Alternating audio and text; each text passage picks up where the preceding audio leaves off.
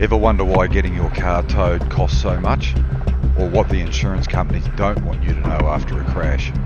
I spent 35 years in the towing industry, 15 of those building and running companies, and now that I'm out of the game, I've got nothing to hide. I'm giving you the insider advice you need with zero conflict of interest. Be warned though, the stories get raw, just like some of the crash scenes I've been to. I've never been everyone's cup of tea, which is fine by me. I drink coffee anyway. Grab a mug and listen up. You're on the hook with Aussie Tow Talk. G'day guys, and welcome to another edition of Aussie Tow Talk. Been an interesting week, and I hope everybody's had a great weekend. So today we're going to talk about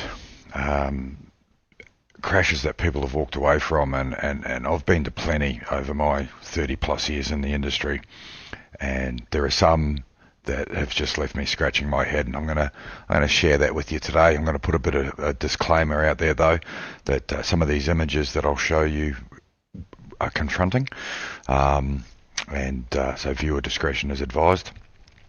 Also, everybody in these videos and pictures that I'm showing today all walked away with minor scratches at best. So there are no fatalities in here. I never share and never have shared any pictures or videos of fatal accidents, because basically, well, that's just shit form as far as I'm concerned. Anybody that does needs their head read. So look, let's get straight into it. And honestly, having a crash can be very daunting. It can be scary. It can really, sort of get you a bit confused and wondering what to do, and that's normal, right? You go into a shock. Some go into shock straight away, and some, they have a bit of a delayed reaction, but eventually you'll get that shock of, you've had a crash, and what am I going to do, and what goes on from here, and so forth.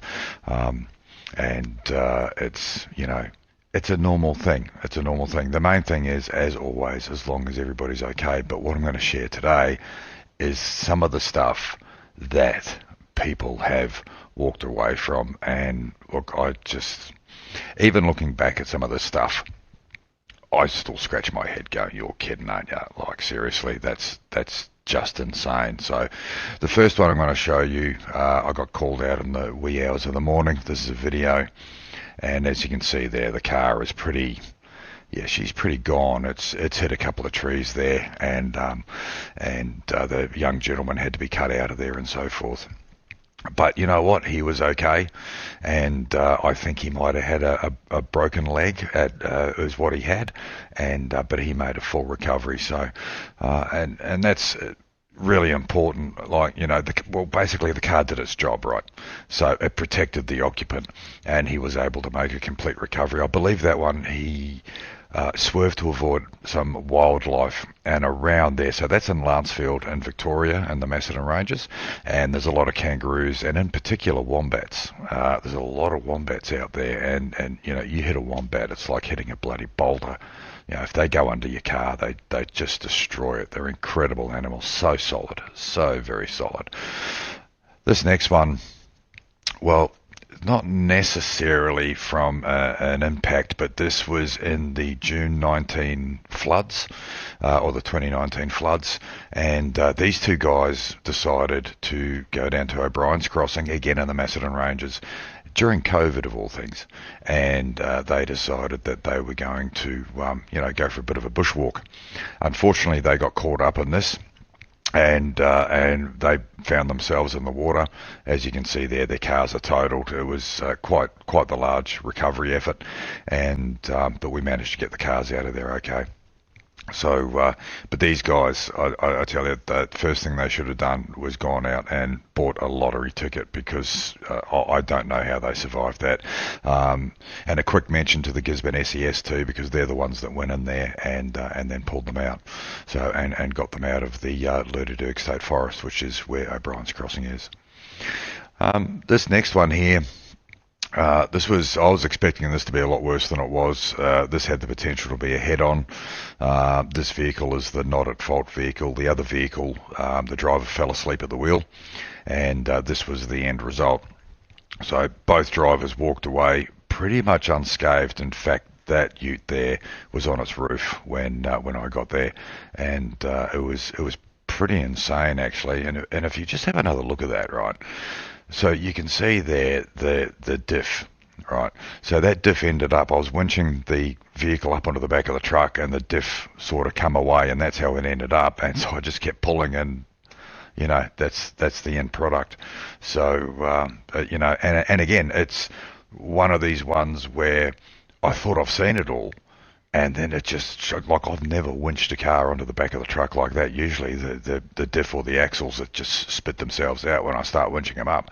So I couldn't actually believe that. That was insane. This one, this is another very lucky one, because this one actually took out a couple of trees on the way through before it ended up on a private property.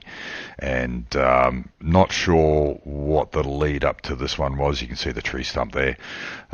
Not quite sure, but yeah, that was huge, that one, and quite challenging to recover actually, because I didn't want to pull it back over onto its roof.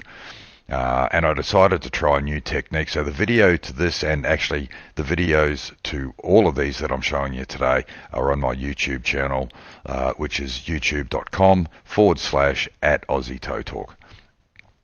But this was an interesting one. Again, walked away unscathed. It just crazy stuff. Then there's the other ones. I got a couple of photos, and again, I'll say it again, bit of viewer discretion is advised with these ones, because this actually looks really nasty. And you'll see when I show the second photo, if there'd been a passenger in the vehicle, it would have been extremely nasty indeed. So this one is in Clarkfield, again in Victoria, and they've sort of misjudged the corner. And the road they're on there, it's a bit of a hairpin. It catches a lot of people out actually. They call it the cutout where this particular one is. But if you have a look at this one, I mean, look at that. If there'd been a passenger in that, it would have been all over. So thankfully it was just the driver, and the driver was okay. And again, walked away. A few cuts and scrapes on the head and the left shoulder. That's it. Like, some people seriously just need to buy a lottery ticket sometimes. But having said that, I mean, look, I don't want to poke fun at this kind of stuff, because these are all serious. Excuse me, these are all serious crashes I've been to. And could have gone south in a hurry. So, but one of the ways that we in the industry sort of keep going with our job is, to keep our sense of humour very active, and so we do that a fair bit. This one here. So as you can see, it's a patrol that's had a bit of a rollover. So to the left of this photo, though, is actually a dirt road that goes into the forest, and he's come out of there and misjudged just how far the bitumen is, and basically tried to overcorrect, and he's ended up on his side. Now, how this could have been very different to what it was is that if he'd gone straight ahead and ploughed through those trees, and you can see just on the other side of that vehicle, actually, there is quite a solid tree stump in front of him. So that could have turned nasty as well. But we managed to get it all done, and he was fine. There was no problems. So I went and picked the car up. He signed all the bookwork and so forth, and I towed it back to the yard, and that was that. So now this next one is probably going to leave you kind of gobsmacked, because I know that I was gobsmacked when I first saw it, but not as gobsmacked as what happened a couple of days later, and I'll get into that in a sec, right?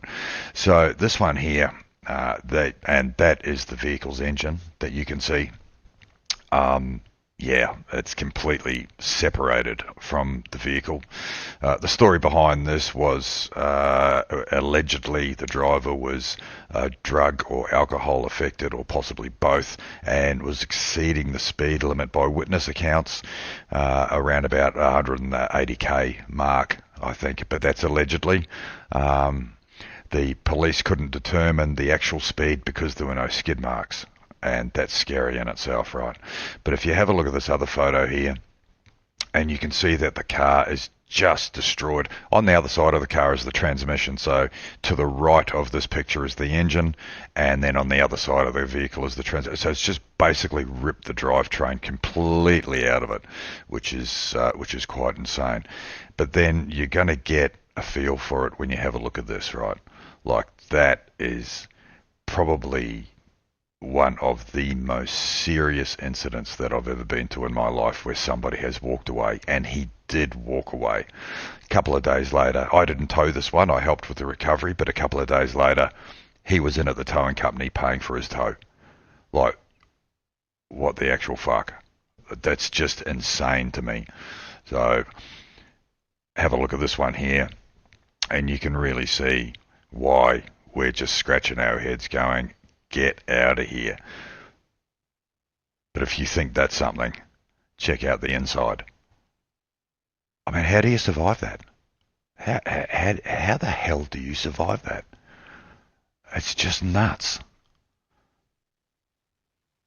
And there we have it on the back of the truck. Ready to, pretty much ready to go. We couldn't even hook onto it from underneath. You can see we've had to strap it down, and the car was just that unstable. It was just ridiculous. Just ridiculous. So this last one here, this is pretty important. This one was allegedly a self-harm. I did meet the driver of this vehicle, and I ended up having a long chat with the driver and their parents. And it's important to note that if you are feeling like you want to do yourself self-harm, or you're having problems, or you need to reach out to somebody, you should really reach out to Lifeline.